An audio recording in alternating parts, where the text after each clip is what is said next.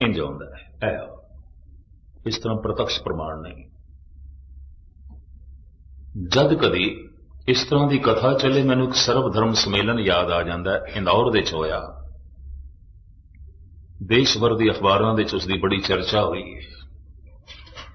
इकट्ठ कोई 2 लाख बंदियां दा, पुलिस का भी बहुत वड्डा इंतजाम किया गया सी कि झगड़ा ना हो जाए, क्योंकि खंडन मंडन करन दी खुल सी। इस्लाम का वक्ता आया सी, पादरी पहुंचिया सी बाइबल की तशरीह करने वास्ते, कृष्णानंद पहुंचे सन सनातन मत ते बोलने वास्ते,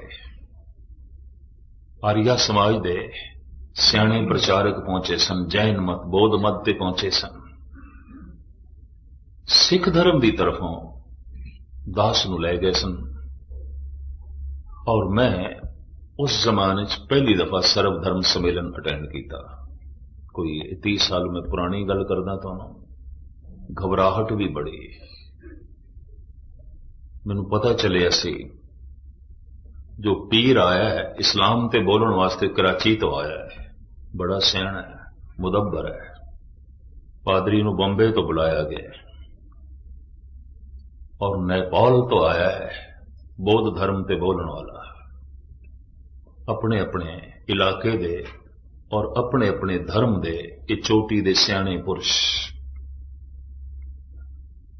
एक प्रोफेसर सालूके नूं भी बुलाया गया जिसने ऐलानिया कहा सी जितने धार्मिक वक्ते ने मैं सारियां दी विचार का खंडन करांगा, कोई परमात्मा नहीं, कोई ईश्वर नहीं, सब झूठ बोलते हैं।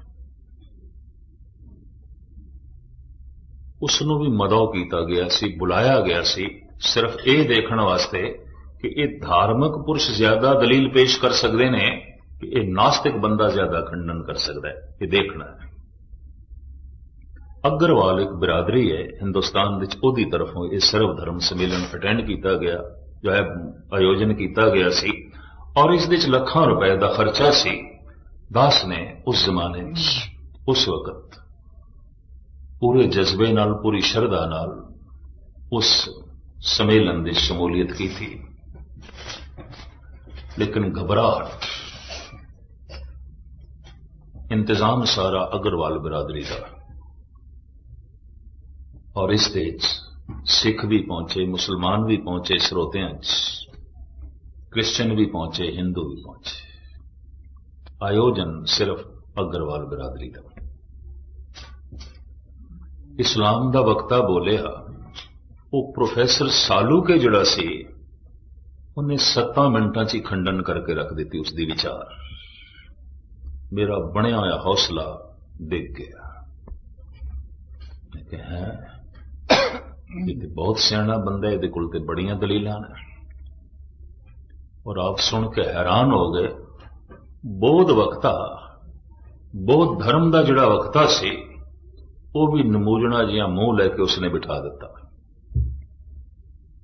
और इसी तरीके दे नाल जैन, बाद दास दी वारी ते मैं अद्धा तो उंज हौसला हार ही बैठा सी। मैं कैसी जो कुछ बोलना इसने खंडन कर देना, लोगों ने उहदे हक दे ताड़ी वजा देनी। चोटी दे अखबारी रिपोर्टर आए सन और इंदौर स्टेट दे उस वक्त दे महाराजा भी बैठे सन, इंदौर स्टेट से। उसने भी प्रोग्राम बड़े शौक नाल अटेंड किया, बड़े शौक नाल बैठा रहा सुनने लगी।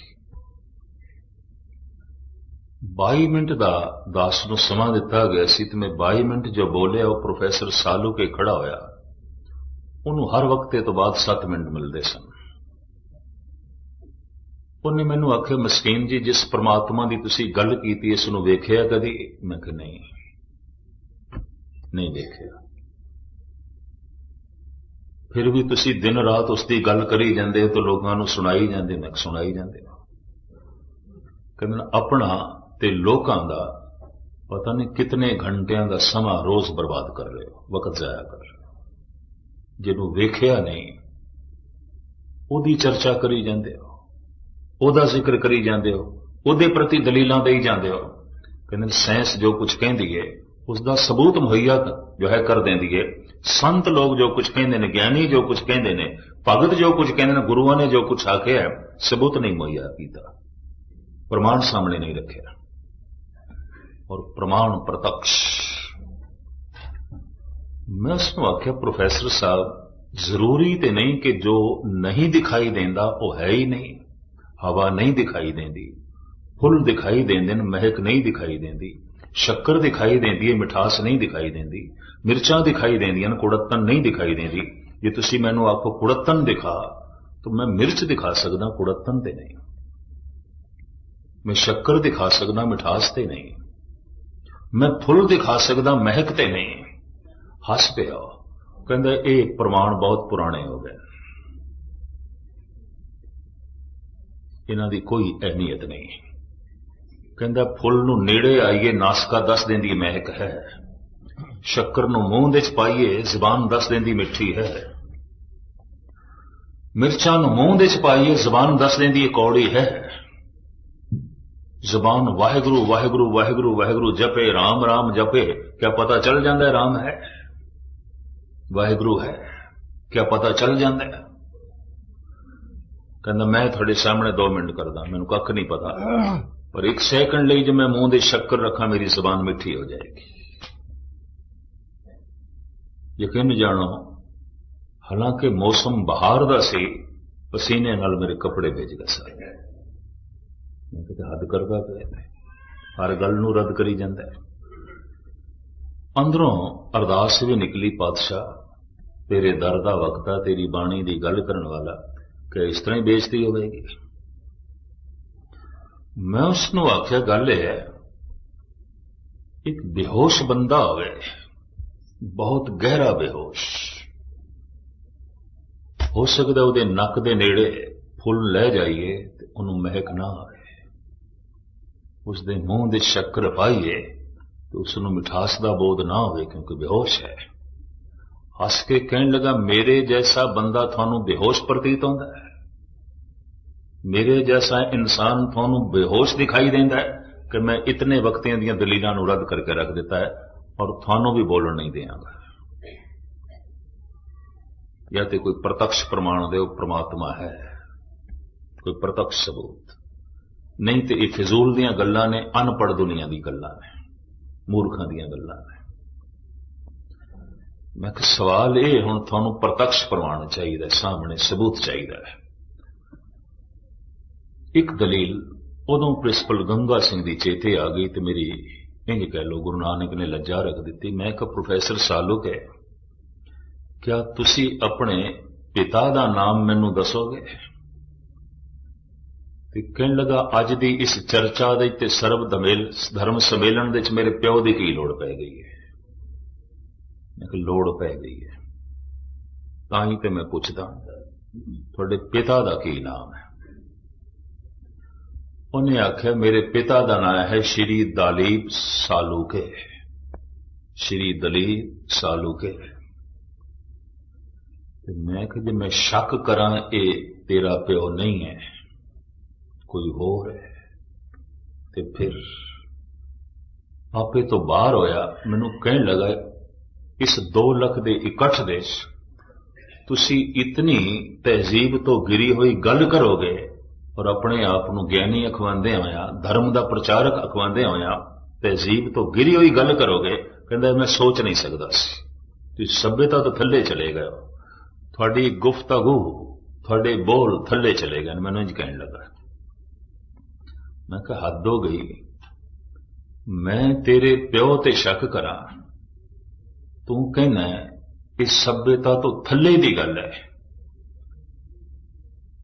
पर तू जगत प्यो ते शक करें, जगत पिता ते शक करें जिसने तेरे प्यो जैसे पता नहीं कितने प्यो पैदा किए ने, तो क्या इस सभ्यता तो थले की गल नहीं है?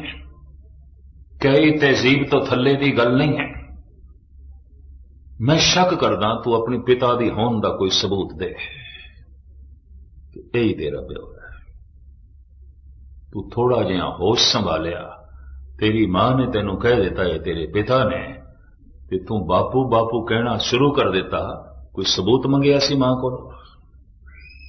गुरु अर्जन देव जी महाराज दे बोल, पिता का जन्म के जाने पूत, सगल परोई अपने सूद। धन गुरु गोबिंद सिंह जी महाराज दे भी बचन।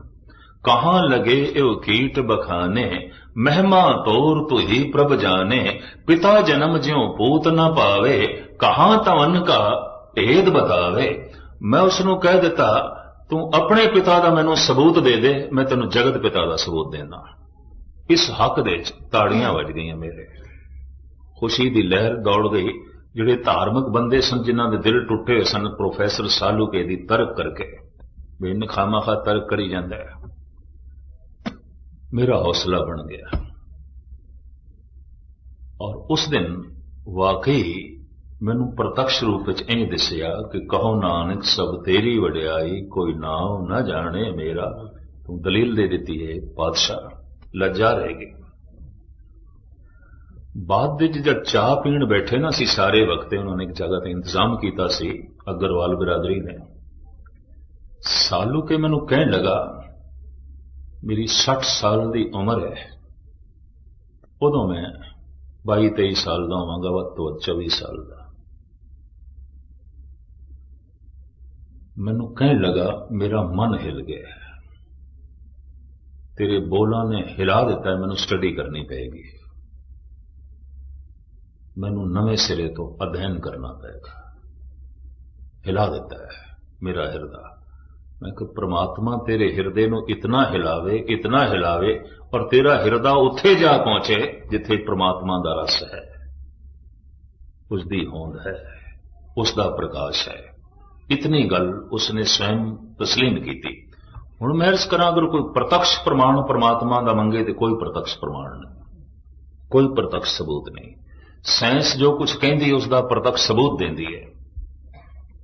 संत जो कहते ने, अवतारी पुरुष जो कहते हैं, कोई प्रत्यक्ष सबूत नहीं।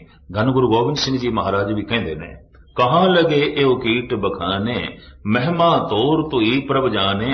पिता जन्म ज्यों पूत न पावे। की सबूत है बच्चे को प्यो दी होने का? भरोसा है, विश्वास का रिश्ता है। मां ने कहा ने प्यो नु प्यो करके कह देता है।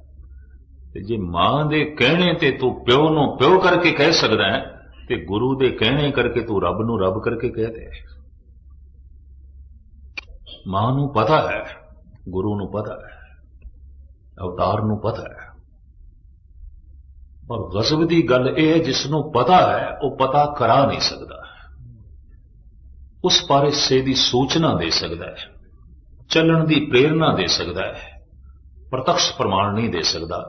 इस वास्ते ऐलानिया तौर पर अद्धी दुनिया नास्तिक है, और जिहड़ी आस्तिक है वह भी कोई आस्तिक पूरी नहीं है, क्योंकि कोई प्रत्यक्ष सबूत नहीं है। इस वास्ते विज्ञान कह देंदा शरीर की चीरा फाड़ी करिए, अंदर तो कोई आत्मा नहीं लभदी, और अजे साइंस ने आत्मा नहीं मनिया। कहते ठीक है, चीरा फाड़ी की थी, एक शक्ति है, शक्ति का इकट्ठ है, खून है, मिंज है, मांस है, हड्डियां है। आत्मा नाम दी ते अंदरों कोई चीज लभदी नहीं, परमात्मा ते अंदरों लभदा नहीं। पातशाह दी बाणी कहती है, नौ निध अमृत प्रभ का नाम, देही में इसका विश्राम। राम नाम रतन कोठड़ी, गढ़ मंदिर एक लुकाने। अंदर है, किवें कढ़ीए, इसनूं किवें प्रगट करिए?